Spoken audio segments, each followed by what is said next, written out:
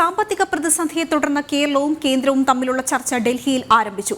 ധനമന്ത്രി കെ.എൻ. ബാലഗോപാൽ ധനകാര്യ സെക്രട്ടറിയുമായി കൂടിക്കാഴ്ച നടത്തുന്നു. സുപ്രീം കോടതി നിർദ്ദേശത്തെ തുടർന്നാണ് ചർച്ച. വിവരങ്ങളുമായി എസ് നന്ദഗോപൻ ചേരുന്നുണ്ട്. നന്ദൻ, വിശദാംശങ്ങൾ എന്തൊക്കെയാണ്? അതിന് മുഖ്യമന്ത്രിയുടെ principal secretary K M. Abraham, advocate general K. Gopalakrishna Kurup, ധനകാര്യ വകുപ്പ് പ്രിൻസിപ്പൽ സെക്രട്ടറി രവീന്ദ്രകുമാർ അഗർവാൾ എന്നിവരാണ് ധനമന്ത്രി കെ.എൻ. ബാലഗോപാലിനൊപ്പം ഇപ്പോൾ കേന്ദ്ര ധനകാര്യ ഉദ്യോഗസ്ഥരുമായി കൂടിക്കാഴ്ച നടത്തിക്കൊണ്ടിരിക്കുന്നത്. പ്രധാനമായും കടമെടുപ്പ് പരിധി വെട്ടിക്കുറച്ചുകൊണ്ട് കേന്ദ്രം സംസ്ഥാനത്തിന് സാമ്പത്തിക ഞെരുക്കം സൃഷ്ടിക്കുകയാണ് എന്ന സുപ്രീം കോടതി ഹർജിയിൽ കഴിഞ്ഞ ദിവസം കോടതി ഇടപെട്ടുകൊണ്ട് ഇത് ഉദ്യോഗസ്ഥർ തമ്മിൽ ഒരു മേശയ്ക്ക് ചുറ്റുമിരുന്ന് സംസാരിച്ച് പരിഹരിച്ചുകൂടെ എന്ന് കോടതി ആരാഞ്ഞിരുന്നു. ഇതിന്റെ അടിസ്ഥാനത്തിലാണ് ഒരു ചർച്ചയ്ക്ക് വഴി തെളിഞ്ഞത്. പ്രധാനമായും കേന്ദ്ര ധനമന്ത്രി നേരത്തെ തന്നെ കാര്യങ്ങൾ വ്യക്തമാക്കിയതാണ്. പാർലമെന്റിലടക്കം കേരളത്തിന് നൽകിയ കണക്കുകളടക്കം വ്യക്തമാക്കിയതാണ്. അതായത് ഗ്രാന്റായും നികുതിയായും എത്ര രൂപ UPA ഭരണകാലത്തും അതേപോലെ തന്നെ നരേന്ദ്രമോദി സർക്കാർ 2014 അധികാരത്തിൽ വന്നതിന് ശേഷം എത്ര നൽകി എന്നുള്ള കൃത്യമായ കണക്കുകൾ നിയമസഭയിലടക്കം കേന്ദ്ര ധനകാര്യമന്ത്രി വ്യക്തമാക്കിയതാണ്. നിയമസഭയിൽ സ്വാഭാവികമായും ഇത്തരം പ്രശ്നങ്ങൾ ഉന്നയിക്കുമ്പോൾ അത് രേഖയായി തന്നെ നിലനിൽക്കുന്നതാണ്. അതിനാൽ തന്നെ കൃത്യമായ ബോധ്യത്തോടു കൂടിയാണ് താൻ ഈ കണക്കുകൾ അവതരിപ്പിക്കുന്നതെന്ന് കണക്കുകൾ അവതരിപ്പിച്ച സമയത്ത് തന്നെ ധനമന്ത്രി നിർമ്മല സീതാരാമൻ വ്യക്തമാക്കിയതാണ്. അതേസമയം കേരളം ഇപ്പോഴും പരാതി ഉന്നയിച്ചുകൊണ്ടിരിക്കുകയാണ്.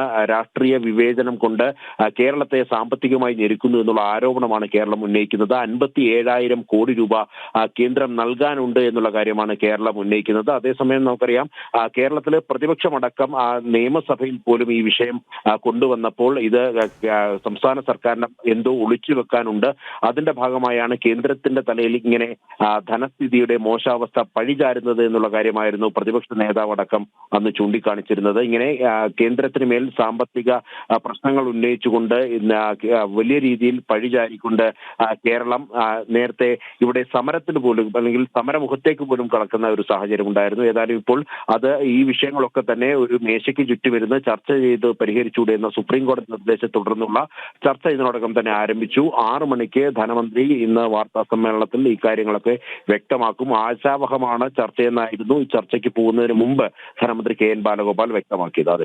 നന്ദൻ, ധനമന്ത്രിയും ധനകാര്യ സെക്രട്ടറിയും മാത്രമായിരിക്കുമോ ഈ ഒരു കൂടിക്കാഴ്ച ഇപ്പോൾ നടത്തിക്കൊണ്ടിരിക്കുന്നത്? മറ്റാരൊക്കെയാണ് ഈ ഒരു സംഘത്തിലുള്ളത്? മുഖ്യമന്ത്രിയുടെ പ്രിൻസിപ്പൽ സെക്രട്ടറി കെ.എം. എബ്രഹാം, അതേപോലെ തന്നെ അഡ്വക്കേറ്റ് ജനറൽ കെ. ഗോപാലകൃഷ്ണക്കുറുപ്പ്, ധനകാര്യ വകുപ്പ് പ്രിൻസിപ്പൽ സെക്രട്ടറി രവീന്ദ്രകുമാർ അഗർവാൾ എന്നിവരാണ് ധനമന്ത്രിക്കൊപ്പം ഇപ്പോൾ ചർച്ചയിൽ പങ്കെടുക്കുന്നത്. കേന്ദ്ര സംഘത്തിന്റെ ഭാഗമായിട്ട് ധനകാര്യ മന്ത്രാലയം ഉദ്യോഗസ്ഥർ, ധനകാര്യ സെക്രട്ടറി അടക്കമുള്ള ഉന്നത ഉദ്യോഗസ്ഥരാണ് ഈ ചർച്ചയിൽ പങ്കെടുക്കുന്നത്. പ്രധാനമായും കേരളത്തിന്റെ ആരോപണങ്ങൾ ചർച്ച ചെയ്ത് പരിഹരിക്കുക എന്നുള്ള നിലപാടിലാണ് കേന്ദ്ര സർക്കാരും ഈ ചർച്ചയ്ക്ക് മുൻകൈ എടുത്തത്.